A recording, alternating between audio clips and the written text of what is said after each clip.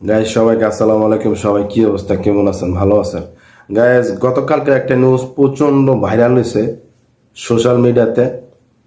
নিউজটা দেখে অবাক হয়ে গেলাম যে বর্তমানে বর্তমানে সবাই অনলাইনে অ্যাক্টিভ থাকে। টিকটক বলেন, ফেসবুক, মেসেঞ্জারে তো অল টাইম মানুষ হাই হ্যালো কথা বলতেই থাকে। এইটা স্বাভাবিক। টিকটকে একটা মানুষের সাথে পরিচয় হওয়া, সে কিন্তু জানে সে মেয়ে। দোনোজনই জানে যে তারা মেয়ে। মেয়ে জানা সত্ত্বেও তারা এক একজন আরেকজনের প্রতি ভালোবাসায় আসক্ত হয়ে গেছে, তাকে ভালোবাসে। একটা ছেলে একটা মেয়েকে ভালোবাসতে পারে, একটা মেয়ে আর ছেলের মধ্যে ভালোবাসা তৈরি হয়েছে, মেয়েটাকে বলে কোরআন সাক্ষী রেখে সে বিয়েও করছে। এটা আজব বিষয়। এই কথাটা শুনে অবাক হয়ে গেলাম। দেখে আমি তো পুরা অবাক হয়ে গেলাম যে